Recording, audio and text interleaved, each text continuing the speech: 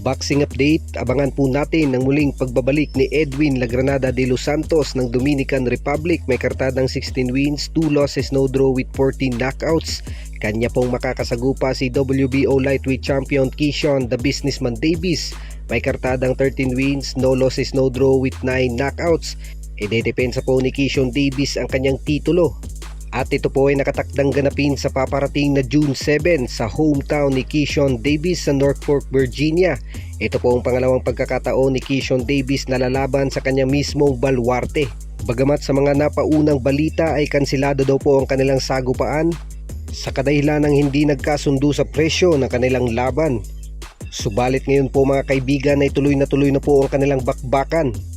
Huli pong nasilayan sa ibabaw ng lona si Edwin de los Santos kontra kay Shakur Stevenson at natalo po dito si Edwin de los Santos. Marami pong nagsabi na ito na raw ang isa sa pinaka-boring na laban sa kasaysayan ng boxing. Ang kanya namang huling panalo ay kontra kay Jose El Rayo Valenzuela sa pamamagitan ng 3rd round technical knockout. Nagbanta nga din ito si Edwin de los Santos na tatalunin ito si Keyshawn Davis at aagawin ng titulo. Bagamat si Keyshawn Davis sa loob po ng kanyang 13 professional fights ay nagawa nitong magkampiyon sa lightweight division. Ang talunin nito ang boksingerong tumalo kay Emmanuel Baquero Navarrete na si Dennis Berinchyk. Tinalo po ni Keyshawn Davis si Dennis Berinchyk sa pamamagitan ng 6th round technical knockout at maagaw ang titulong WBO. Ito ang isa sa magandang laban na dapat abangan sa lightweight division.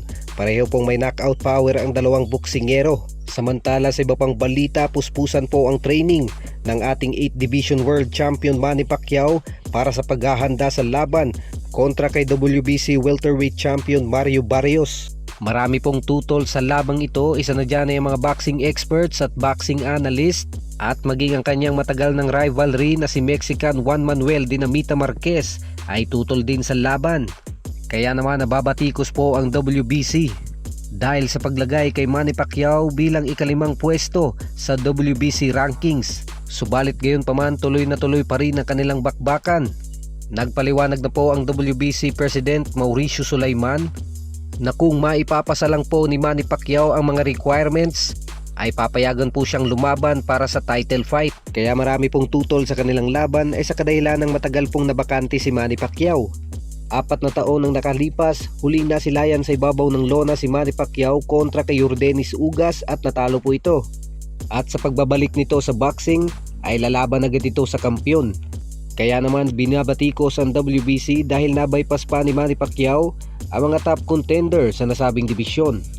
Yan lang po munang mabilisang updates para sa legit boxing news. Huwag kakalimutang mag-like, subscribe at i-hit ang ating notification bell button para updated ka sa mga bago nating videos. Maraming salamat po.